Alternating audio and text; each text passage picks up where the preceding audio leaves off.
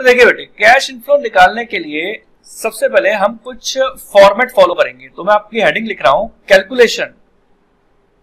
Calculation of cash inflow. तो आपको cash inflow कैसे निकालनी है अगर क्वेश्चन के अंदर ना दे रखी हो। देखिए बेटे, क्वेश्चन के अंदर अगर कैश इनफ्लो नहीं होगी तो कहीं ना कहीं आपको क्वेश्चन के अंदर दूसरी इंफॉर्मेशन दे रखी होगी। तो जैसा कि मैंने आपको बताया, कैश इनफ्लो हमारा प्रॉफिट ही होता है। तो आप क्या काम करेंगे, सबसे पहले लिखेंगे यहाँ पे सेल्स रेवेन्यू। जो आपको क्वेश्चन के अंदर सेल्स रेवेन्यू दे रखी होगी, सबसे पहले हम वो सेल्स रेवेन्यू लिखेंगे। उसमें से हम माइनस करेंगे कैश ऑपरेटिंग कॉस्ट। अब आपके मन में एक ही विचार उठेगा, क्या सेल्स रेवेन्यू क्वेश्चन के अंदर दे रखा होगा? क्या क्वेश्चन के अंदर सेल्स रेवेन्यू दे रखा होगा? हाँ। क्या क्वेश्चन के अंदर कैश ऑपरेटिंग कॉस्ट भी दे रखी होगी? हाँ भाई हाँ, क्वेश्चन के अंदर कैश ऑपरेटिंग कॉस्ट भी दे रखी होगी।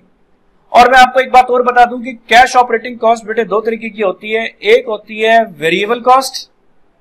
वेरिएबल कॉस्ट वो होती है जो वेराई करती है।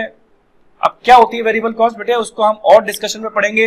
हालांकि वेरिएबल कॉस्ट की एक लंबी चौड़ी चर्चा मैंने कॉस्ट अकाउंटिंग वाले सब्जेक्ट में भी करनी है, और यहां पर भी मैं आपको समझा दूंगा कि वेरिएबल कॉस्ट क्या चीज है। और दूसरा कैश ऑपरेटिंग कॉस्ट क्या होता है, फिक्स कॉस्ट।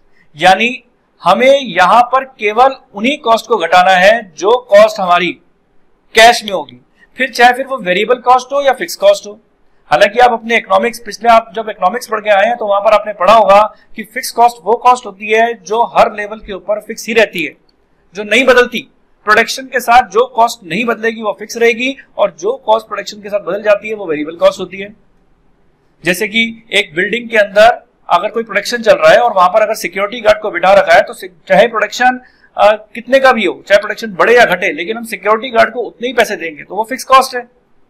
और वेरिएबल कॉस्ट क्या है, मटेरियल की कॉस्ट, की अगर आप प्रोडक्शन करने जा रहे हैं तो वहां पर जो रॉ मटेरियल की कॉस्ट है वो आपकी प्रोडक्शन यूनिट के साथ साथ रॉ मटेरियल की कॉस्ट भी बढ़ती चली जाती है, वो कहलाती है वेरिएबल कॉस्ट। तो देखिए बेटे, यहां पर आपको वेरिएबल कॉस्ट फिक्स कॉस्ट दोनों घटाने के बाद आपके पास मिल जाएगा आपका प्रॉफिट। वो जो प्रॉफिट होगा उसको आप क्या बोलोगे, प्रॉफिट बोले या अर्निंग बोले, एक ही बात है। Profit before depreciation, profit before depreciation, हम उसको क्या बोलेंगे, profit before depreciation and taxes. उसमें से हम लेस करेंगे डेप्रिसिएशन का अमाउंट।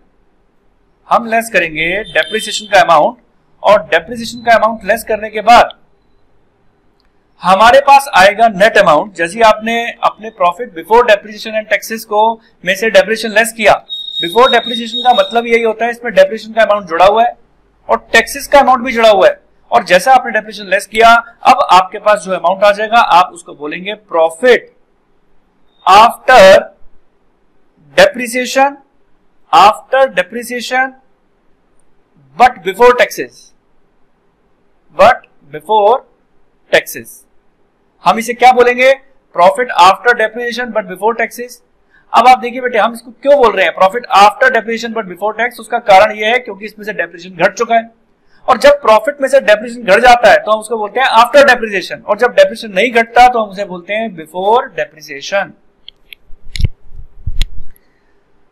अब इसके बाद बेटे हम बात करेंगे लेस। इसमें से हम लेस करेंगे टैक्सेस। हम लेस करेंगे इसमें से टैक्सेस, और टैक्सेस को लेस करने पर आपके पास जो वैल्यू आएगी, अब हम उसे बोलेंगे प्रॉफिट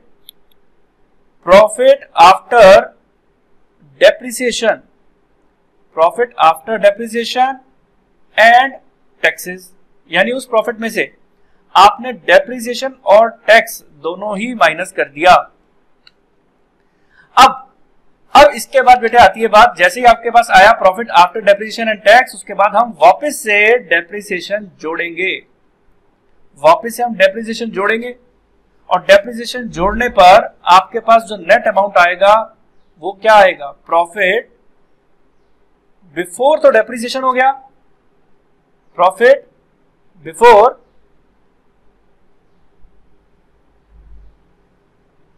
बिफोर डेप्रिसिएशन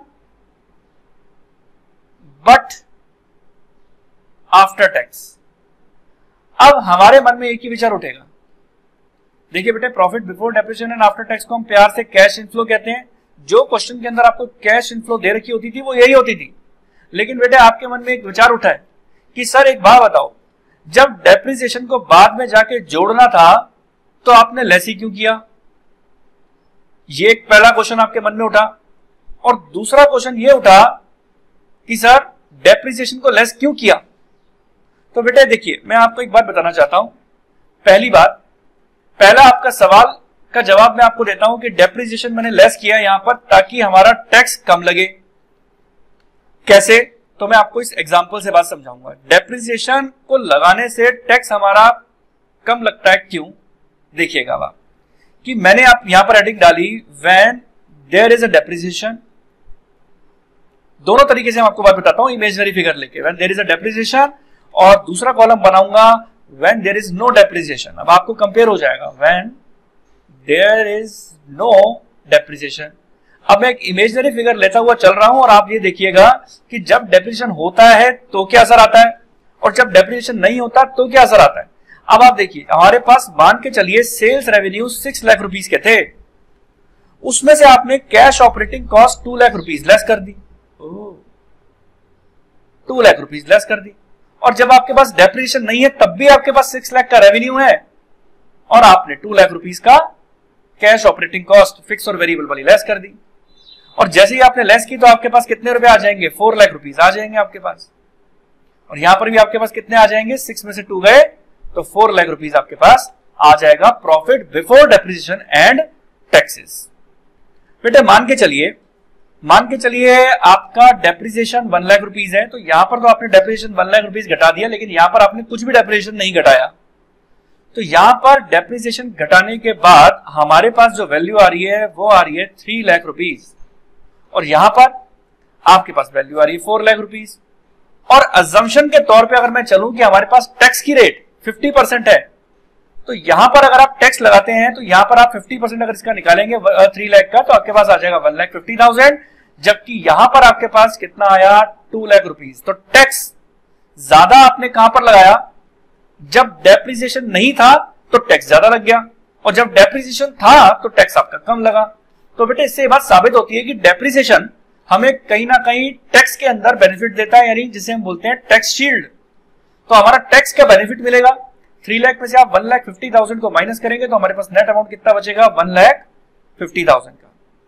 और यहां पर 4 लाख में से 2 लाख गए तो कितना आ जाएगा?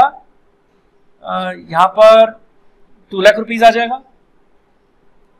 अब देखिए बेटे, बाद में हमें क्या काम करना पड़ता है? डेप्रिसिएशन जोड़ना पड़ता है। जो डेप्रिसिएशन आपने घटाया था वो डेप्रिसिएशन हमें जोड़ना पड़ेगा। और ओवरऑल इनकम यहां पर हमारे आ रही है 2,50,000, और जबकि यहां पर हमारे पास ओवरऑल कैश फ्लो कितना आ रहा है? 2 लाख रुपीस। यानी डेप्रिसिएशन होने से टैक्स का बेनिफिट मिला, और टैक्स का बेनिफिट मिला तो हमारी ओवरऑल इनकम भी ज्यादा आई। अब सवाल ये उठता है कि डेप्रिसिएशन हमने लेस ही क्यों किया, बाद में ऐड क्यों कर रहे हो? तो बेटे मैं आपको बात बताता हूं, यदि अगर आपको याद हो अपने 11th क्लास का कंसेप्ट, तो हमने डेप्रिसिएशन की एंट्री पढ़ी थी depreciation account debit to fixed assets. हमने एंट्री क्या पढ़ी थी? Depreciation account debit to fixed assets. अब अगर मैं इस पॉइंट पर चलूं, depreciation account debit to fixed assets, तो हमारे पास देखा जाए तो यहां पर कैश आइटम नहीं है। ये कैश आइटम नहीं है क्योंकि एंट्री को देखने से आपको कहीं पे भी ऐसा नहीं लगता कि ये आइटम आपका कैश आइटम है, क्योंकि यहां पर कैश का ट्रांजैक्शन कहीं पर भी नहीं हो रहा। तो देखिए बेटे, जब कैश का ट्रांजैक्शन नहीं हो रहा है तो आपके फॉर्मेट के अंदर क्या बातें थी कि हम केवल किस खर्चे को लेस करेंगे? कैश ऑपरेटिंग कॉस्ट को, क्योंकि आप निकालने क्या जा रहे हैं? Cash inflow. अगर आप निकालने कैश इनफ्लो जा रहे हैं तो आप नॉन कैश आइटम को कैसे घटा सकते हैं? हम डेप्रिसिएशन, क्योंकि हमारा नॉन कैश आइटम है, मैंने आपको जनरल एंट्री करके दिखा दी, क्योंकि उसमें कैश का आदान प्रदान कहीं नहीं होता। हम डेप्रिसिएशन को फिर भी घटा रहे हैं क्योंकि टैक्स का बेनिफिट मिल जाए, और डेप्रिसिएशन घटा रहे हैं, टैक्स का बेनिफिट अवेल कर रहे हैं। मैंने आपको इस एग्जांपल से लेके समझाया, और उसके बाद वापस डेप्रिसिएशन जोड़ने का कारण यही था ताकि इसमें ऐसा इफेक्ट आ जाए कि हमने कोई भी ऐसा खर्चा नहीं घटाया जो कि नॉन कैश आइटम था। जो घटाया था केवल टैक्स के बेनिफिट के लिए घटाया था, और उसको भी बाद में जाके जोड़ दिया। अब जोड़ने से ये बेनिफिट आ गया, ये मतलब इसमें इफेक्ट आ गया कि आपका डेप्रिसिएशन कभी घटा ही नहीं था, क्योंकि वो नॉन कैश आइटम है और हम निकालने जा रहे हैं कैश इनफ्लो। तो ये था बेटा आपका कैश इनफ्लो का फॉर्मेट, जब भी आपको क्वेश्चन के अंदर कैश इनफ्लो नहीं दे रखा होगा, हमें इसी तरीके से कैश इनफ्लो निकालना पड़ेगा। तो उम्मीद करता हूं बेटे यहां तक आपको कैश इनफ्लो का फॉर्मेट भी समझ में आ गया होगा। मैं उम्मीद करता हूं कि आपको मेरा वीडियो पसंद आया होगा। मेरा वीडियो पसंद आया, इसको लाइक करें, सब्सक्राइब करें, शेयर करें। मेरे आगे के वीडियोस पाने के लिए बेल आइकन नोटिफिकेशन दबाएं, जिससे आपको मेरे आगे आने वाले वीडियोस का नोटिफिकेशन मिलता रहे। तो बने रहें। Thank you.